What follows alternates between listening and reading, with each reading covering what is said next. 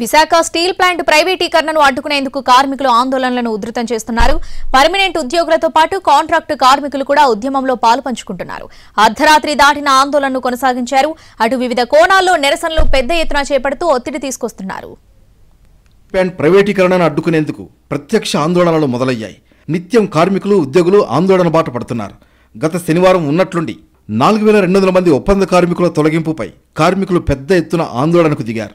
ఉదయాన్నే ప్లాంట్ వద్దకు కుటుంబ సభ్యులతో సహా చేరుకున్న కార్మికులు ED ఆఫీసును ముట్టడించారు.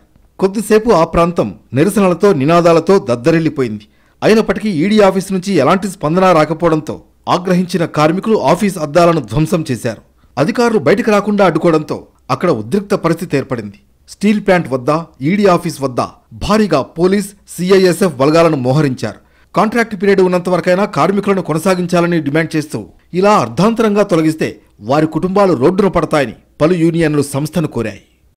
Carter Road, Mount Road, French Quarters, MG Road, HSR, Fountain House, Park Street, Barakamba.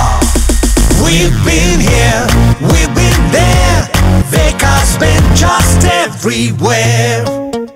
Visakha steel plant ప్రైవేటీకరణను వెంటనే ఆపాలని, ఉద్యోగుల బలవంతపు బదిలీలు తక్షణమే నిలుపుదల చేయాలని విద్యార్థి యువజన సంఘాలు డిమాండ్ చేశాయి. కాకినాడ కలెక్టరేట్ ఎదుట విద్యార్థి యువజన సంఘాల ఆధ్వర్యంలో విశాఖ స్టీల్ ప్లాంట్ ప్రైవేటీకరణను ఆపాలంటూ నిరసన దీక్ష చేపట్టారు.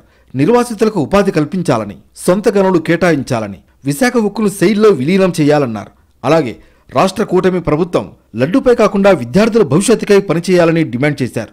విశాఖ స్టీల్ ప్లాంట్ 32 మంది బలిదానాలతో ఏర్పడిందని, అలాంటి సంస్థను ప్రైవేటీకరణ చేయడం దురదృష్టకరమన్నారు. ఇప్పటికైనా కేంద్ర ప్రభుత్వం స్పందించి ప్రైవేటీకరణను ఆపకుంటే ఉమ్మడి ప్రజా సంఘాల కార్యాచరణ సిద్ధం చేసి పెద్ద ఎత్తున ఉద్యమిస్తామని హెచ్చరించాయి.